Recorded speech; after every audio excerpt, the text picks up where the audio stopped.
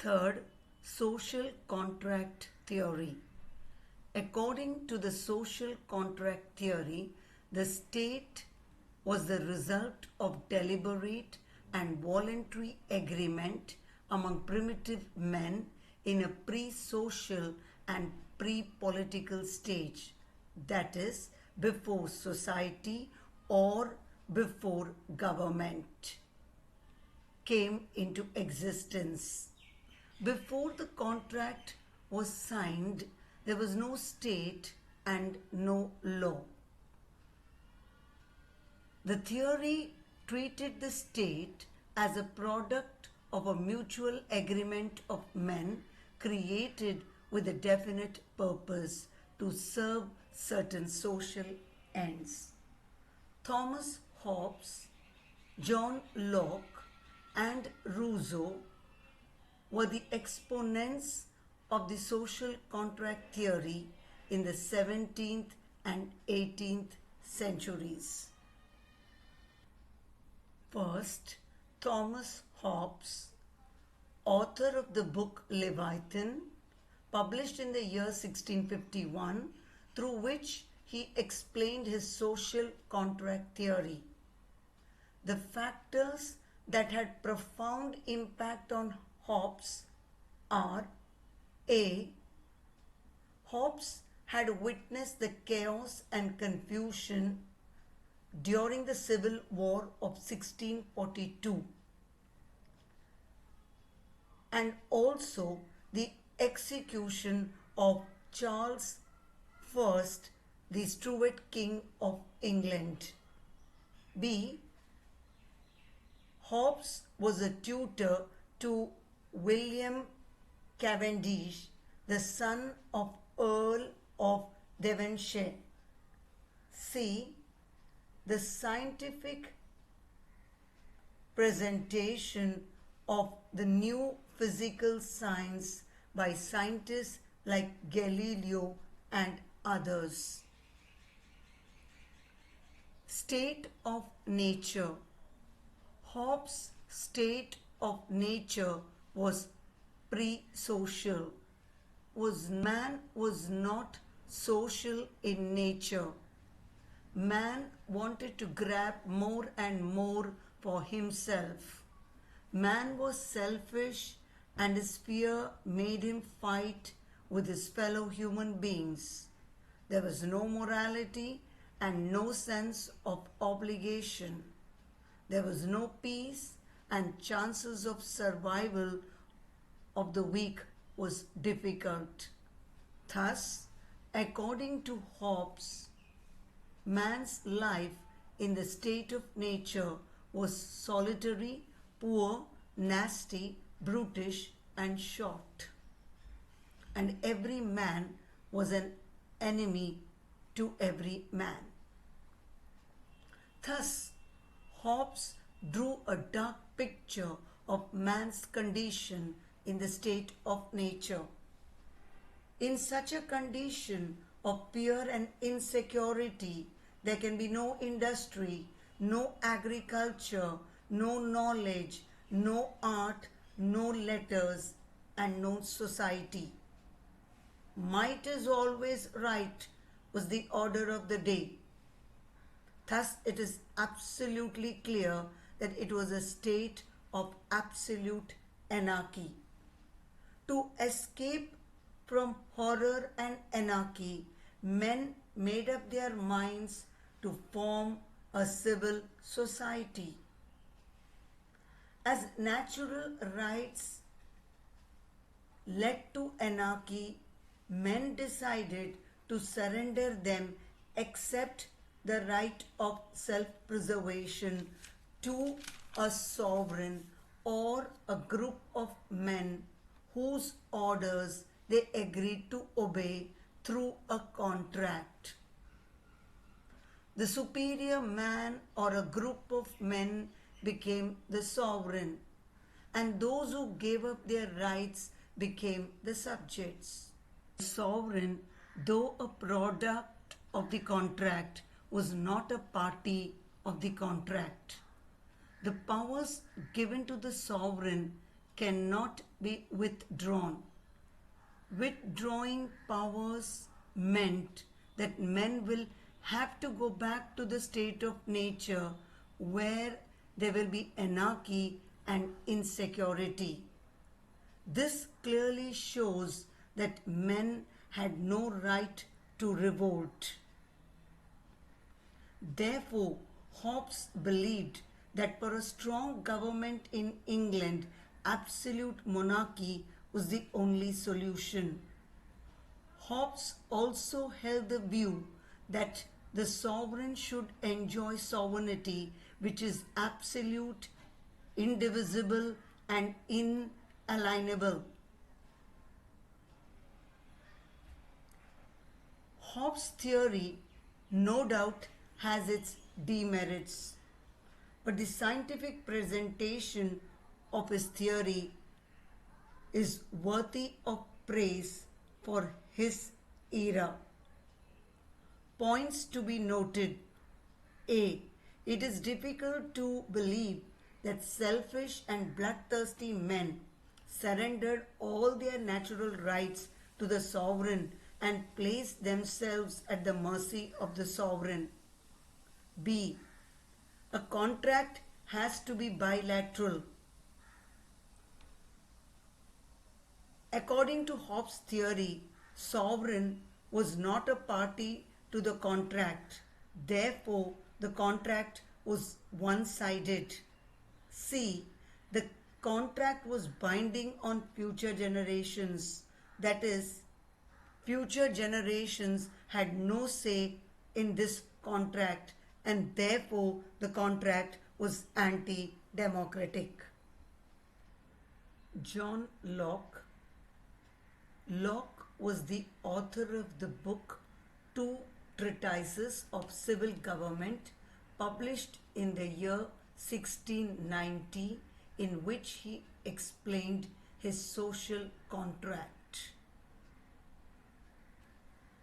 The factors that had profound impact on Hobbes are: A.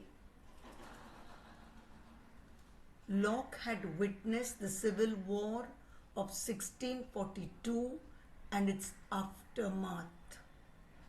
B. Locke witnessed late in life the Glorious Revolution or the Bloodless Revolution of 1688, in which King James II was dethroned and his daughter Mary and son-in-law William of Orange were invited by the people of England to rule them. State of nature. Locke's state of nature was pre-political. Man was not brutal, aggressive, selfish and nasty, but social and sympathetic towards others. There was a state of peace, goodwill, mutual assistance and preservation. In the state of nature, men were free and equal. Men lived according to their own way, but this freedom was not a license, because law of reason prevented man from killing or robbing or harming others. Men enjoyed right to life, liberty and property, and also had obligations to honor similar rights of others. Thus, Locke's state of nature and the attitude of men were not so bad as in Hobbes' social contract. But there were few people who did not follow the law of reason. In the absence of defined laws, enforcing agency, and independent arbiter, it was difficult to deal with such offenders. To remove the difficulties, two contracts were signed. The first contract was the social contract which established a civil society, and the state of nature came to an end. Men entered into a contract with one another and surrendered some of their rights to the entire community. That is, the right to legislate, implement, and to settle disputes. The second contract was the governmental contract. The civil society created an authority to enforce decisions, and thus the government was formed.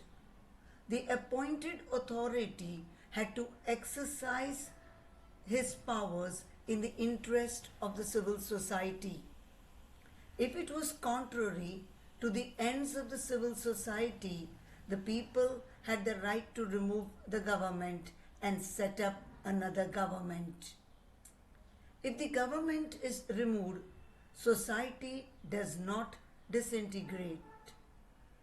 Chaos prevailed, but would end once a new government was formulated. Thus, Locke upheld constitutional monarchy in England. Points to be noted. A.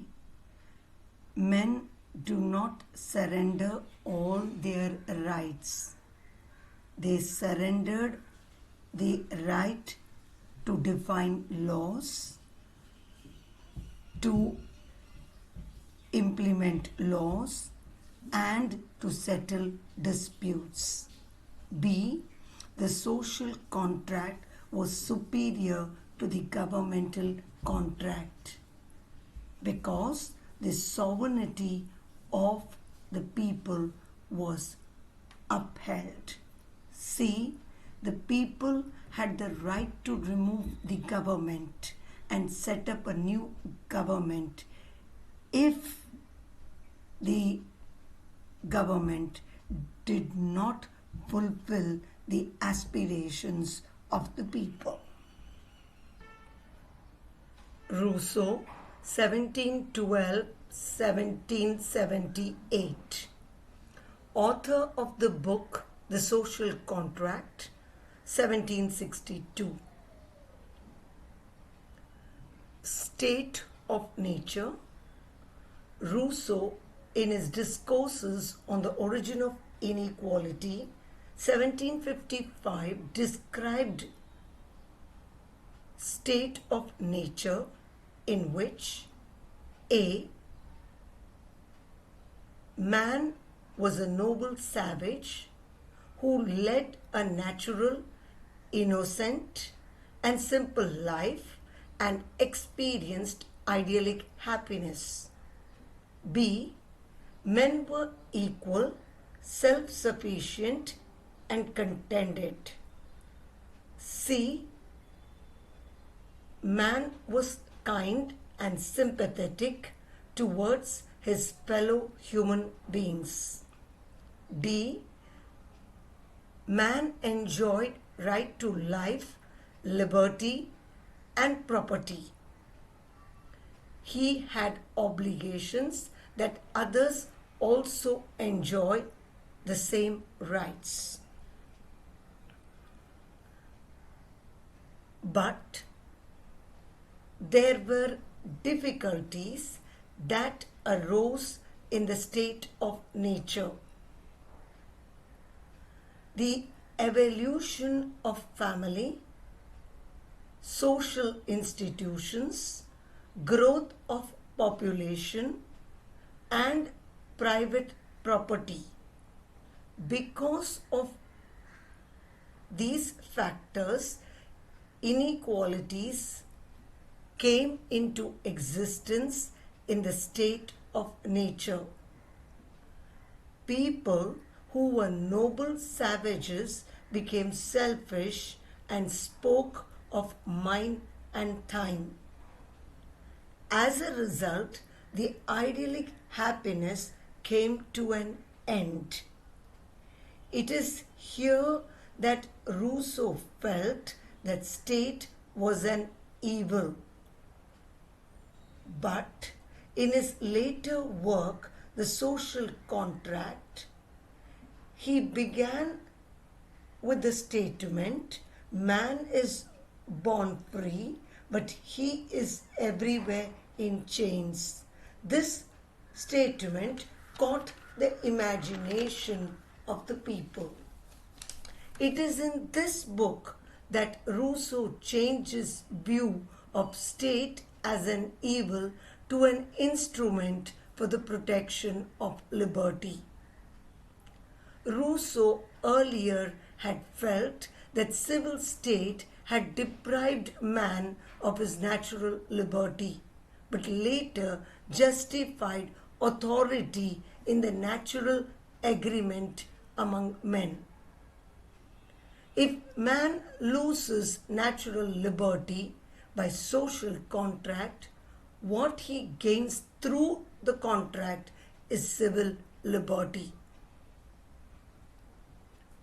To escape from the difficulties in the state of nature, man entered into a social contract.